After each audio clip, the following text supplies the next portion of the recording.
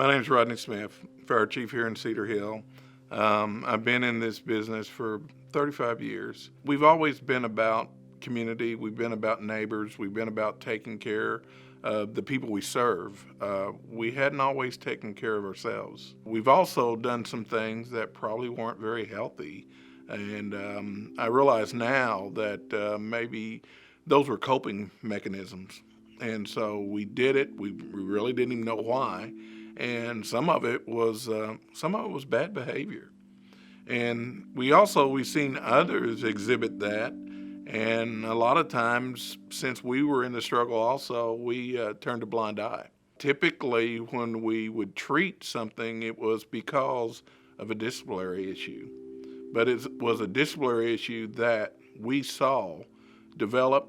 We saw people go through it. We saw their families suffer, their marriages, but we were involved in it and were just part of being in this business, and it was acceptable. I think it's okay now to speak out about it and say that something bothers you. We realize that we're not bulletproof. We spend a lot of times looking at the physical aspect and taking care of the body, but we don't take care of the head.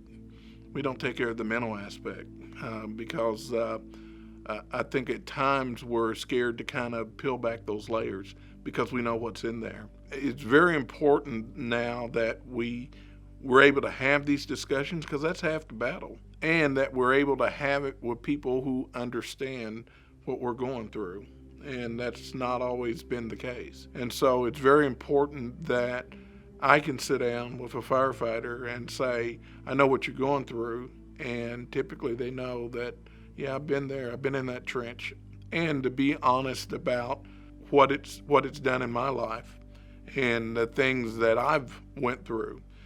Sometimes my troops don't know me as Rodney, a firefighter. They know me as Rodney, the fire chief. And sometimes that gets to a place where it doesn't even seem human.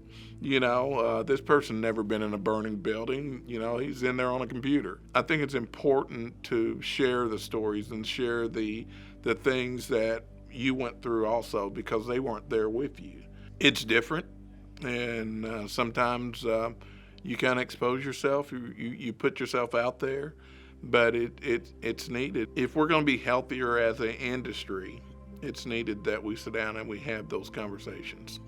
One of the things is we live with each other as firefighters. And the community, police, a lot of different industries have the saying, if you see something, say something. And that hadn't always been the case.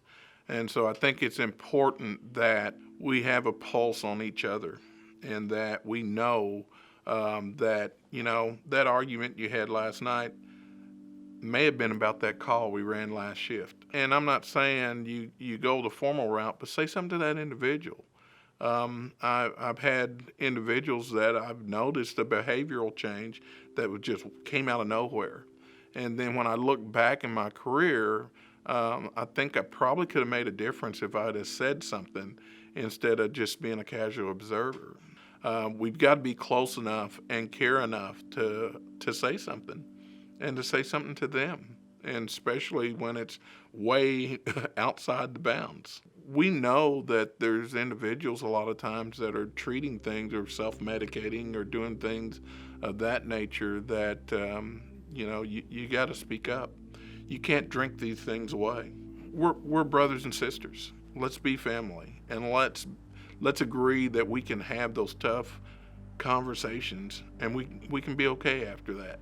When I look at things and discussions I'd have with new people, I think it's very important to realize that this profession is a marathon. It's not a sprint.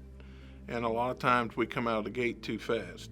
And I know it's cool being at that busy station and seeing everything you can possibly see in the first few years of your career. But remember, it's definitely a marathon.